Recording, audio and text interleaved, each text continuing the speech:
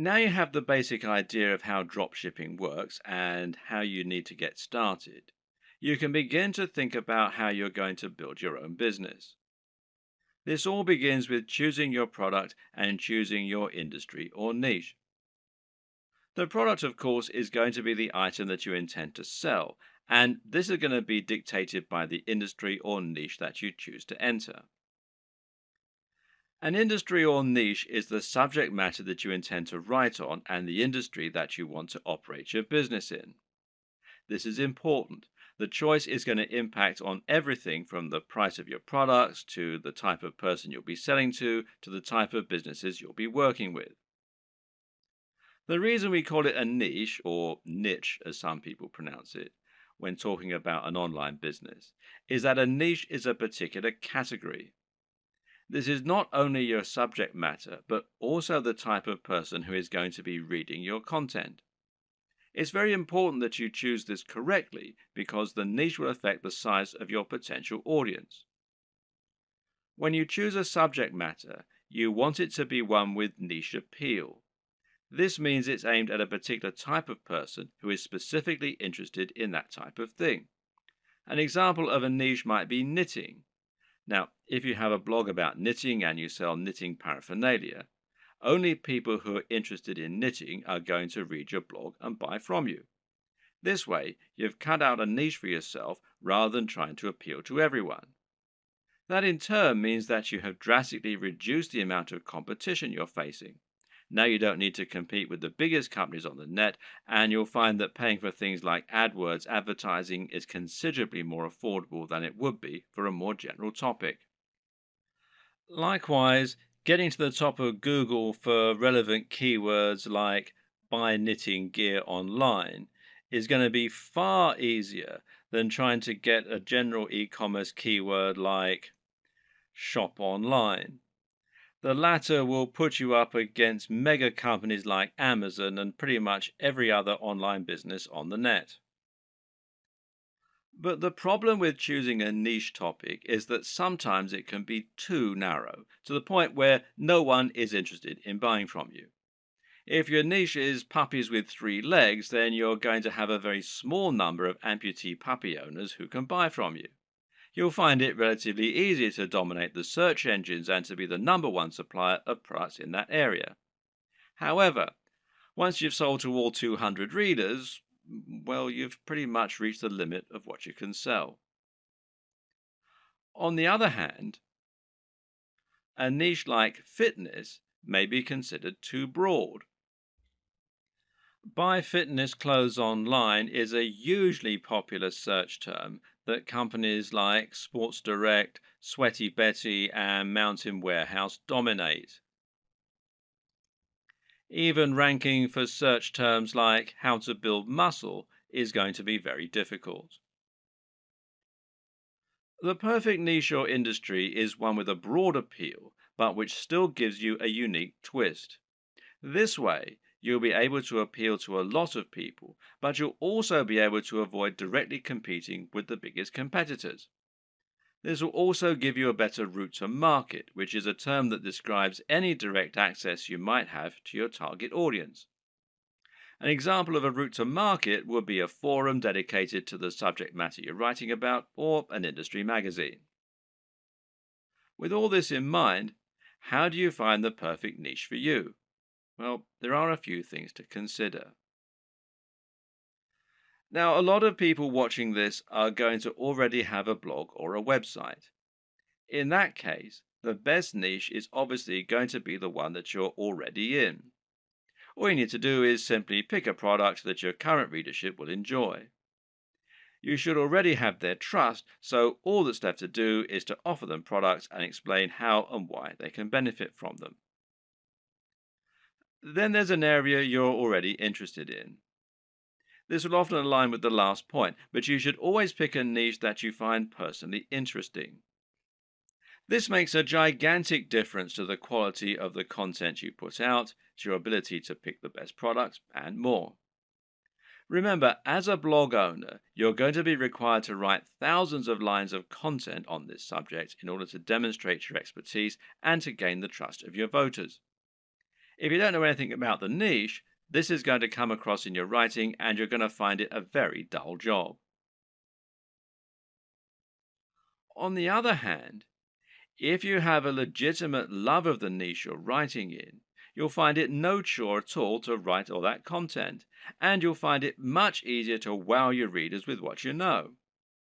What's more, you'll have a better idea of how to pick a truly great product that will stand out and attract your audience. You'll have your finger on the pulse.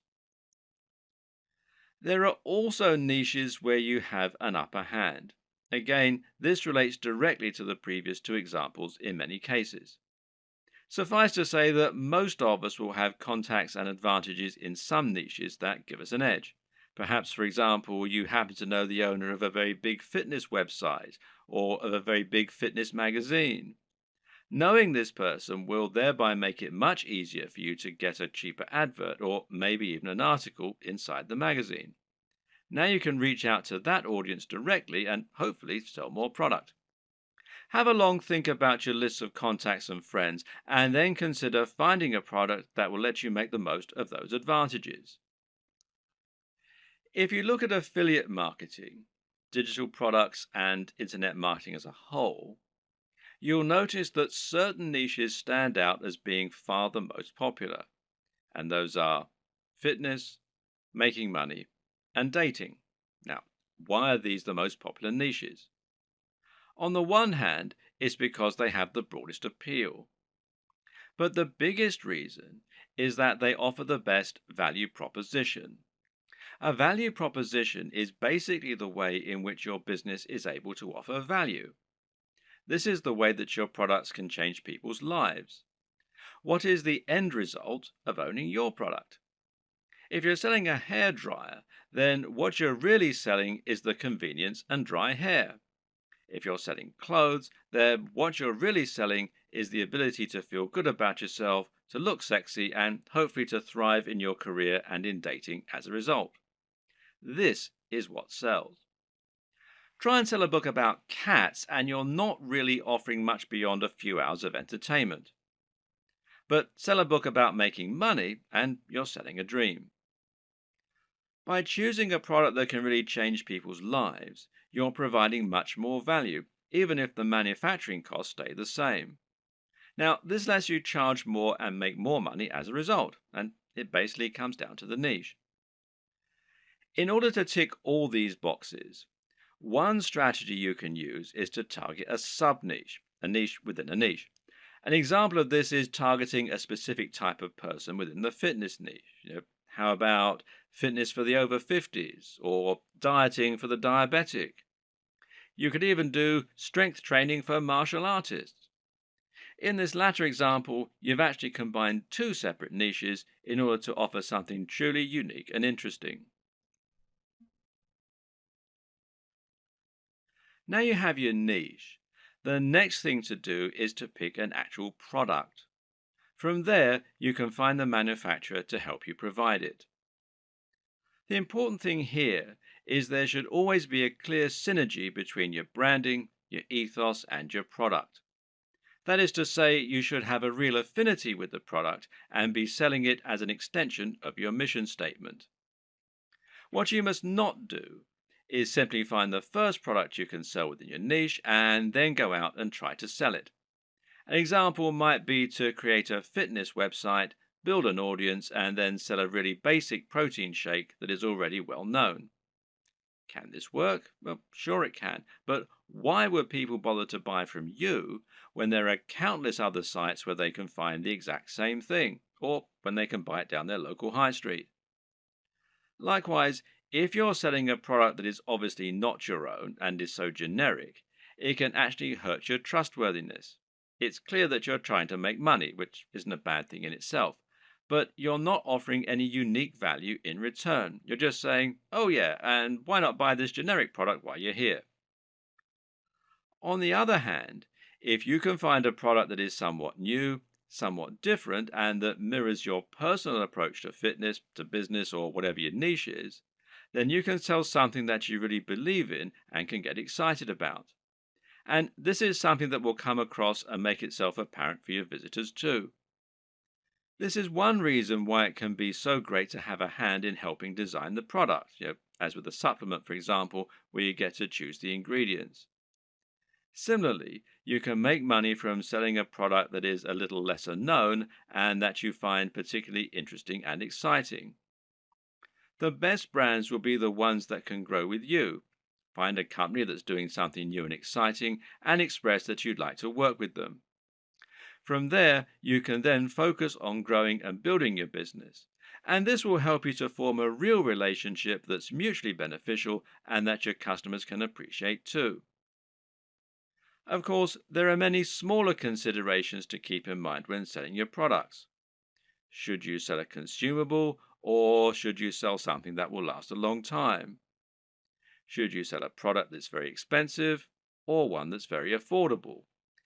In the video on e-commerce and pricing, we'll discuss this in more detail, but suffice to say that it can make a lot of sense to sell multiple products in future, as that way you'll be able to benefit from multiple different types of business model and you'll be able to draw in a wider range of buyers.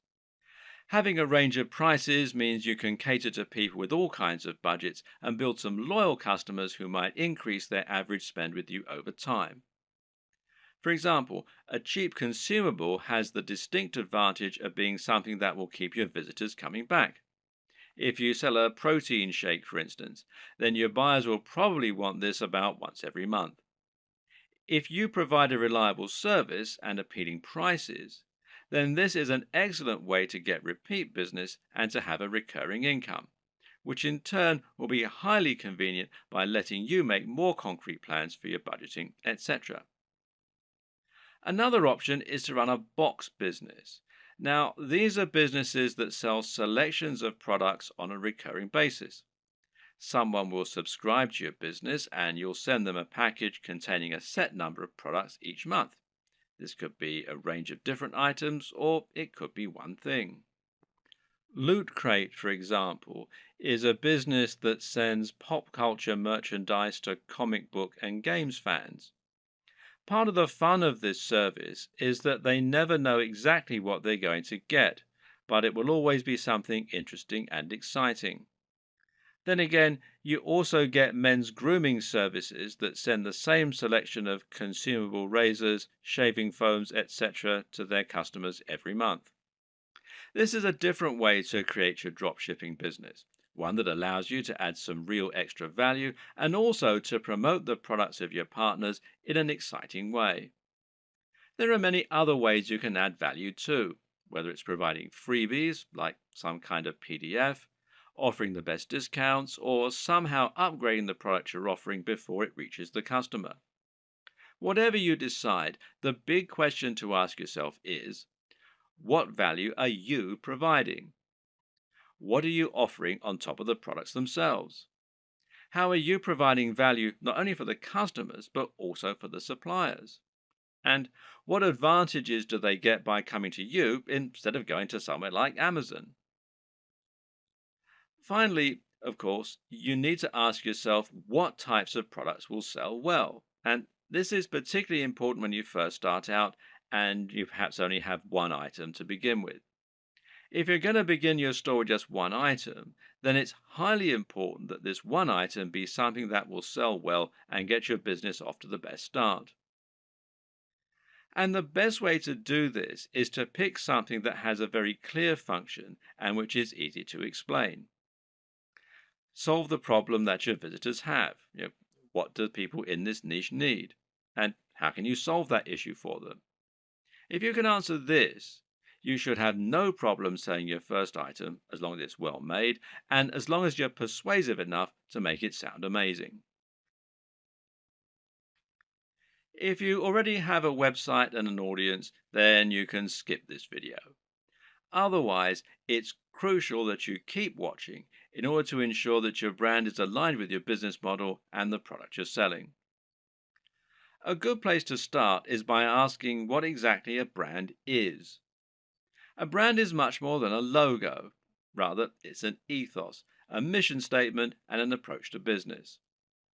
The logo simply tells people that the product or service they're receiving adheres to the same standards as whatever else they've used from you in the past. You start your brand by choosing why you do whatever it is you do. Why should people care about your business? How are you different from other companies offering the same thing? How do you want the world to change as a result of your business being a part of it? This is what allows a company like Apple to capture the imaginations of billions of people and to create such loyal customers. Apple isn't just about selling hardware. It's about selling beautiful hardware that feels personal and that is aimed very much at creative, rule breaking individuals as opposed to big businesses. When the first Apple computers were released, the only real competition was IBM, and by taking this stance, Apple was able to differentiate itself a lot and get a lot of excited followers as a result. The same goes for many businesses that are setting out to create a greener planet. These companies are doing something more than just making money, and their fans love them for it. This is enough to make people choose their products instead of the same products offered by another business. And this ethos means that people know instantly that the service is aimed at people like them. So ask yourself what the driving motivation behind your business is. You're a fitness company. Okay, but what is it that you really believe in? Why is fitness important to you and your customers? Do you think that people are happier when they're well? Do you want to help the average person to have a more fulfilled life thanks to a healthy lifestyle and diet? Or do you love the idea of becoming more powerful? Are you all about building strength and speed and challenging the limits of human potential? These two companies might sell the exact same product, but the way they go about it is completely different. And if you can convey this mission statement, then you'll find the right type of customer will go absolutely nuts for your brand. That's the kind of customer whose vision is aligned with yours. Now, don't try and appeal to everyone because that will never work. Instead, try to appeal more to the right kind of person.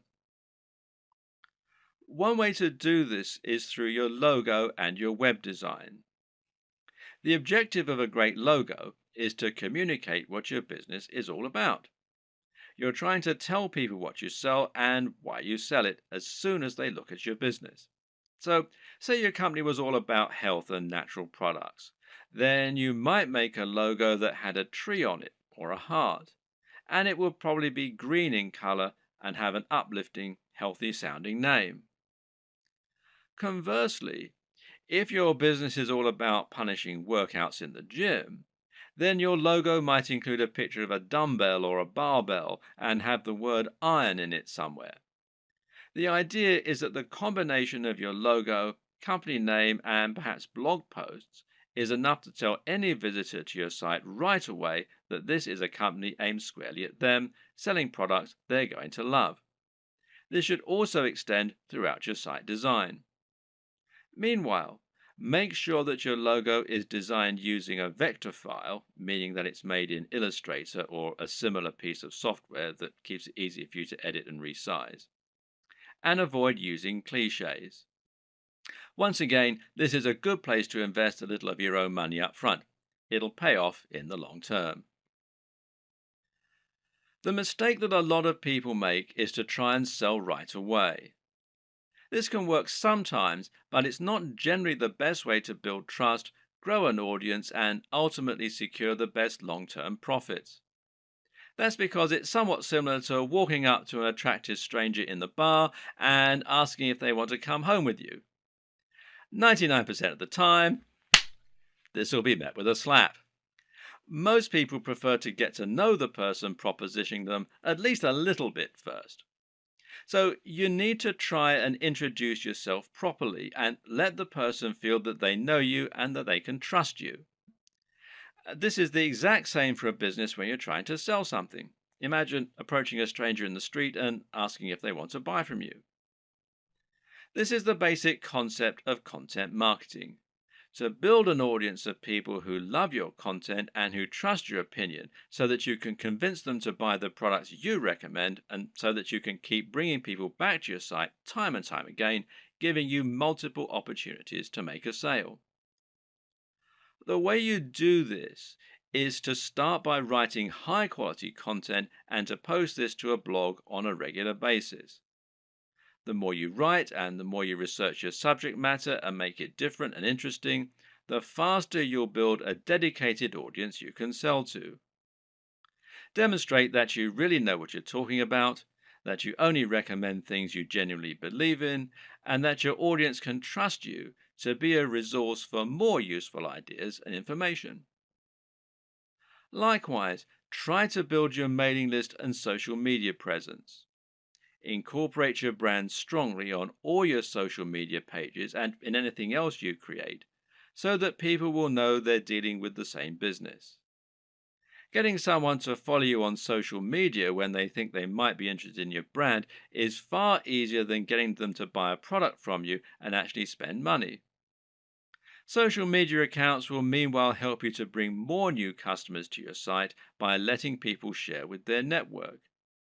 You can help this too by providing social sharing buttons, like these from shareaholic.com, that will let people easily like your content on Facebook or tweet to it on Twitter. Once you have generated a big audience of people regularly coming to your site, you should start thinking about introducing products to your page.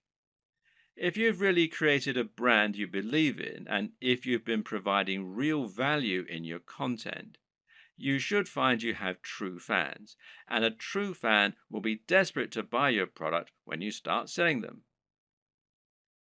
Of course, there are many additional methods you can use to send more customers to your products and to market your store. One option is to create your own affiliate program and to encourage more people to help market your items. Another method is to pay for advertising, whether this is a pay per click campaign through Google AdWords or whether it's an advert on Facebook that is highly targeted to your specific demographic. This works well in scenarios where you're selling from eBay or Amazon and aren't trying to build up an audience. If you're going to pay for advertising, though, you need to calculate the LCV, now that's lifetime customer value, of each customer. This will allow you to ensure that whatever you spend on your ads, you're making more back and thus seeing strong ROI or return on investment. But to take this next step, you're going to need to make another new addition to your business. And I'll talk about that in the next video.